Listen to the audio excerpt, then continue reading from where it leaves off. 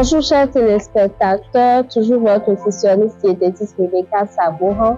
Nous parlons aujourd'hui des marmites. Notre bien-être dépend de ce que nous mangeons. Quand nous voulons manger, nos aliments sont souvent cuisinés avec des ustensiles donnés. Il faut que ces ustensiles soient également de bonne qualité pour que l'aliment final, le repas final soit de bonne qualité.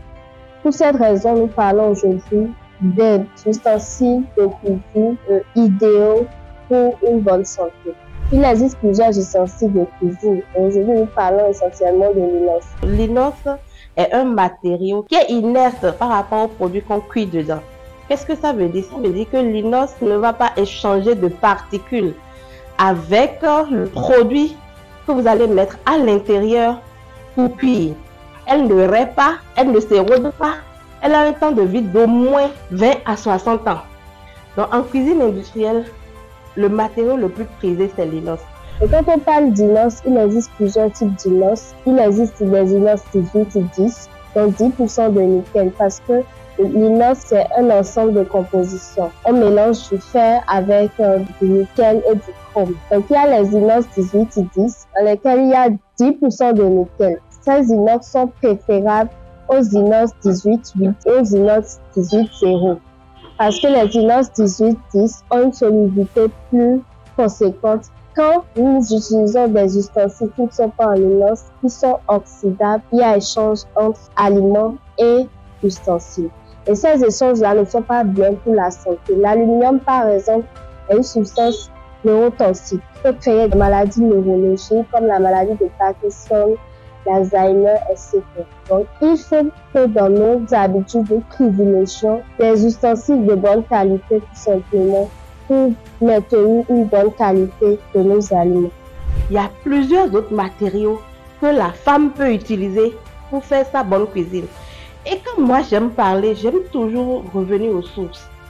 Que faisaient nos parents avant pour vivre 140 ans?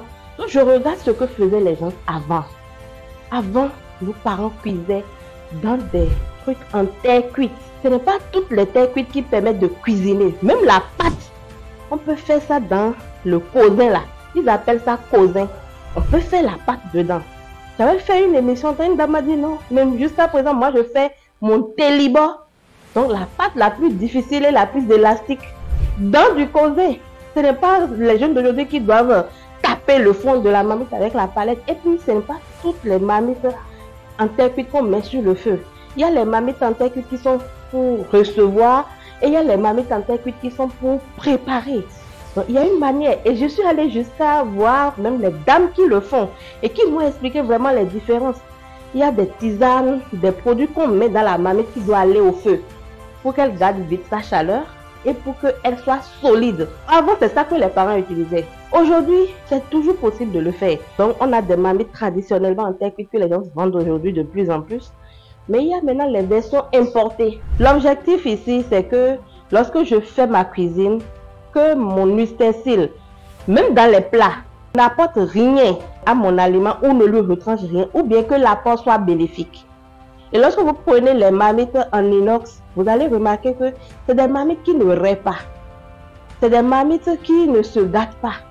Les anciennes marmites qu'on utilisait, les marmites en fonte là, à la longue, ça se perce. Ou bien les casseroles en aluminium. Et on vous dit, ne lave pas ça avec, ne gratte pas ça, hein. Tu vas me percer ça. Parce que justement, il y a ça s'en va. Et ça, c'est mince. Il est important que nous changions la tendance de la pyramide des âges. La première recommandation en casserole, surtout pour préserver notre santé, ce sont les casseroles en fonte. Là, c'est une casserole en fonte. On se rend train de faire la cuisine, il y aura du décapage, tout qui doit rentrer dans votre nourriture, dans votre repas. Non, il n'y en a pas. Il n'y a pas cette peur. D'accord? Et après ça, ce qui est recommandé, ce sont des casseroles en inox. D'accord? C'est une casserole et mieux, c'est à induction. D'accord? Ce sont les casseroles qui vont sur tous les feux. Pas toutes, hein, pas toutes, parce qu'il y en a qui ne sont pas à induction. Si c'est à induction, c'est indiqué sur le carton. Nous devons prendre l'habitude de lire les notices de nos ustensiles. Quand nous allons dans les rayons pour acheter les ustensiles de cuisine, il faut prendre le soin de lire les notices, de savoir à base de quoi ces ustensiles-là ont été faits pour faire le bon choix. Il y a même des cartons que vous recevez, il y a combien de temps ça va faire sur le feu. Là, on parle des casseroles en céramique. Les casseroles en céramique ne durent pas sur le feu. C'est recommandé pour mijoter. Mais ces casseroles en inox, il n'y a pas d'interférence, c'est-à-dire de matière et la nourriture. Non, c'est-à-dire c'est posé sur le feu, vous faites votre cuisine et le repas est sorti tel que vous voulez. Donc il n'y a pas d'interférence, il n'y a pas de matière, type nocif qui peut rentrer dans votre repas. Et l'autre casserole recommandée, vous avez les casseroles en verre. Vous avez les casseroles en verre. Il y a une façon d'utiliser les casseroles en verre. Lorsque vous sautez votre casserole du feu, ne la mettez directement pas dans de l'eau froide. C'est 2 températures au même moment pour la même casserole. Donc, du coup, ça va se fragiliser. Ça peut se briser à tout moment. Lorsque vous sautez votre casserole du feu, laissez à ce que ça se refroidisse d'abord avant de penser à nettoyer, laver et tout. Voilà. Donc, à part ça, vous avez les revêtures. Les casseroles revêtues. C'est les revêtements granit et autres. On entend aujourd'hui parler de granit. En réalité, il n'y a vraiment pas d'ustensile fait à base de granit. C'est souvent de l'aluminium ou de l'inox recouvert de molécules de composés qui ressemblent à du granit, mais loin, c'est pas du granit. Ça, par exemple, c'est une casserole, vous pouvez cuisiner dedans sans le gras ajouté. Vous n'avez pas besoin de gras avant de faire la cuisine dans cette casserole, par exemple. Ça veut dire que vous pouvez même braiser sans le gras ajouté. D'abord, laver votre steak, le poisson. L'animal aussi a son gras, le poisson aussi a son gras. Donc, ça n'a plus besoin d'ajouter du gras avant de faire telle ou telle cuisine de frites. D'accord? Donc, vous déposez directement, vous faites votre cuisine dedans. Ce sont les casseroles revêtues de granit. Il faut voir quel genre de revêtement c'est. Comment c'est réellement. En voulant acheter ce genre de marmite, il faut lire la notice pour voir à base de quoi ce revêtement a été fait. Il y a des revêtements qui sont toxiques. Si le revêtement qui a été utilisé contient du PFOA, il vaut mieux puis ce type de marmite-là parce que ces substances-là sont incriminées aujourd'hui dans des maladies endocriniennes et même des études ont prouvé que ces substances peuvent être cancérigènes. Il y a d'autres qui ne comprennent pas. Il y a les anti-adhésifs, vous utilisez 1-2 fois là, ça se décape. Et où est-ce que ça va? Dans l'estomac. Quel effet cela a sur notre santé? Personne ne sait. Donc je préfère les revêtures. Granit, le meilleur granit, bien lourd. Lorsque tu veux la qualité, lorsque tu veux préserver ta santé, tu dois être prêt ou prête à mettre la main dans la poche. Donc, il faut arrêter de dire, je veux une casserole de très bonne qualité, mais à petit prix. Il y a les silicones qui font en contact de l'huile chaude. Il y a des silicones, il y a des louches en plastique. Il ne faut pas du tout mettre en contact de l'huile chaude. C'est pas bon. Ça va dans l'estomac. Mais je recommande plus aux gens les louches en bois pour faire la cuisine. Que votre casserole soit en inox, en verre, ou en granit ou en céramique, il vaut mieux utiliser les louches en bois. On ne sait jamais, pour préserver sa santé. D'ailleurs, les anti-adhésifs qui décapent là, pourquoi ça décape? C'est forcément à cause des allers-retours de ces louches en métal. Vous voyez? Donc ça ne nous arrange pas. Et je recommande vivement aux gens d'utiliser les louches en bois. Les louches en inox comme ça pour servir, oui. Mais pour faire la cuisine contre les marmites en aluminium, ça racle là. C'est pas bon pour notre santé.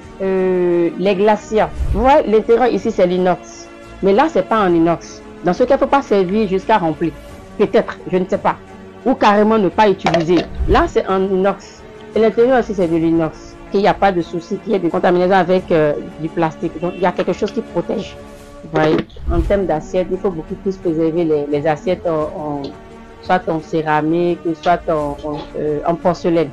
Les plats en verre sont recommandés, que ça soit en verre, que ça soit en porcelaine ou en céramique, c'est recommandé. Tous ceux de plastique ne sont pas recommandés. Ceux qui gardent la couleur de la nourriture et autres, là, ne sont pas recommandés parce qu'on ne sait pas s'il y a eu échange. Et là, on a besoin d'un professionnel dans la matière pour nous expliquer si réellement il y a des échanges ou pas. Ce que j'ai à dire à la population, à mes chers partenaires, surtout, c'est d'opter pour la qualité. Il faut prioriser sa santé. L'article est joli, mais est-ce que c'est bien? En contact du chaud, est-ce que c'est bien pour ta santé? Voilà. Je voudrais aussi attirer votre attention sur les modes de cuisson que nous utilisons pour nos aliments. On mange en réalité pour la santé. L'aliment est le premier médicament qu'une personne devrait utiliser pour sa vie. On ne devait pas avoir des boîtes à pharmacie dans les maisons. On devait juste avoir des frigos bien gérés ou bien des garde-manger bien gérés. Donc, vraiment, faisons attention. C'est pour nous-mêmes, ce n'est pas pour quelqu'un d'autre. S'il vous plaît, c'est pour la vie. On mange pour la santé.